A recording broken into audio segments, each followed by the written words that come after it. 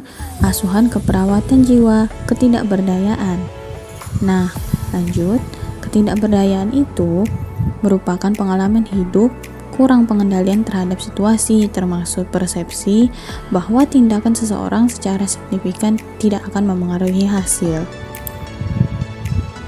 Nah, penyebab dari ketidakberdayaan itu dapat dikarenakan dari nyeri, ansietas, harga diri rendah, strategi coping tidak efektif, kurang pengetahuan untuk mengelola masalah, dan kurangnya dukungan sosial. Kemudian, adapun tanda dan gejala dari ketidakberdayaan dari mayor dan juga minor. Yang pertama, mayor, yaitu seperti mengatakan tidak mampu, frustasi karena tidak mampu mengatasi situasi. Dan kalau di minornya itu menyatakan keraguan tentang kemampuan, menyatakan kurang mampu mengontrol situasi, dan malu. Kemudian dibagi juga pada objektifnya, seperti tidak mampu merawat diri, tidak mampu mencari informasi, perawatan, tidak mampu memutuskan, dan bergantung pada orang lain. Kemudian, kurang berpartisipasi dalam perawatan dan juga depresi.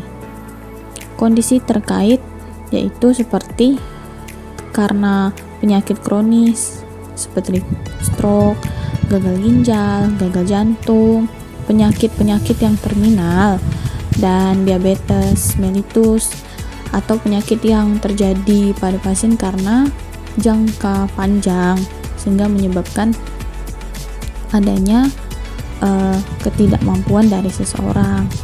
Kemudian seperti fraktur dan kecelakaan, itu dibagi menjadi 3 aspek.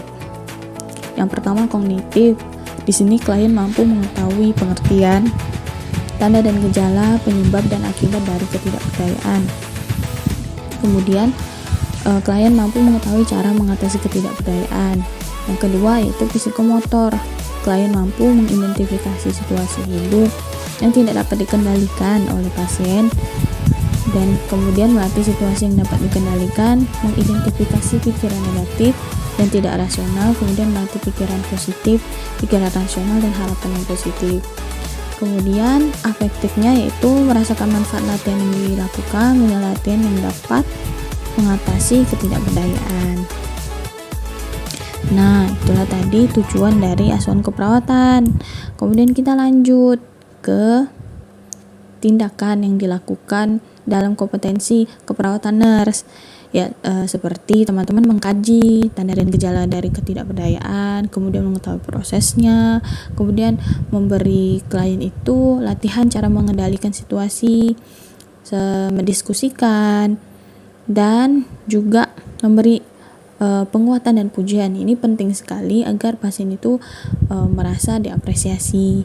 Kemudian kita juga dapat membuat atau melakukan latihan cara mengendalikan pikiran yang awalnya pikiran negatif itu jadi dapat diatasi, atau merubah pikiran yang negatif itu melatih dengan pikiran yang positif.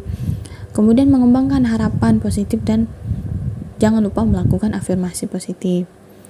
Dan juga yang paling pentingnya itu memberi penguatan dan pujian. Kemudian kita juga dapat melakukan diskusi peran yang dimiliki atau yang bisa dilakukan dengan klien. Nah, yang selanjutnya itu tindakan keperawatan pada keluarganya. Nah, teman-teman, untuk tindakan keperawatan nurse, kompetensi nurse maksudnya, kita seperti mengkaji masalah yang dirasakan keluarga dalam merawat klien yang mengalami ketidakberdayaan itu tadi. Kemudian kita juga dapat menjelaskan pengertian penyebab, tanda dan gejala, serta bagaimana proses ketidakberdayaan itu terjadi. Kemudian penting melibatkan keluarga itu untuk melakukan cara merawat dan juga membimbing klien mengatasi ketidakberdayaan. Tentunya saja sesuai dengan asuhan keperawatan yang telah kita lakukan. Kemudian melatih keluarga untuk menciptakan suasana yang mendukung. Kemudian mendiskusikan tanda dan gejala jika ketidakberdayaan itu terjadi. Nah, kemudian kita lanjut ke tindakan keperawatan pada kelompok. Nah, kalau di dalam kelompok kita dapat menerapkan terapi suportif. Kita walaupun ini kompetensi dari keperawatan spesialis, tapi penting bagi kita untuk juga mengetahuinya. Nah, teman-teman, selanjutnya kita lanjut ke bagian dari discharge planning.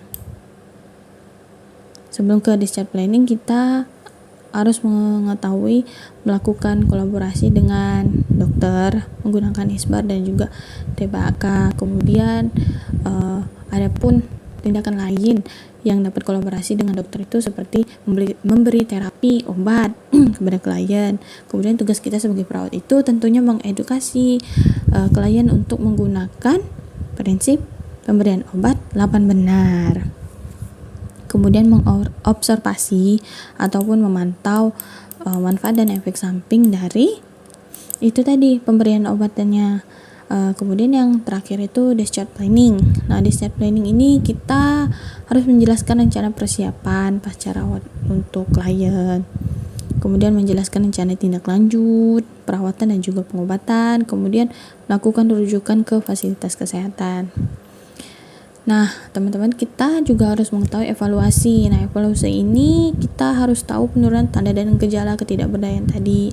Terus kita harus tahu sampai di mana peningkatan kemampuan klien itu untuk mengendalikan ketidakberdayaan. Kemudian kemampuan dari keluarganya juga dalam merawat klien dengan ketidakberdayaan. Nah, kalau tindak lanjut itu juga merujuk klien dan keluarga ke fasilitas praktik mandiri keperawatan dan juga fasilitas jiwa seperti itu.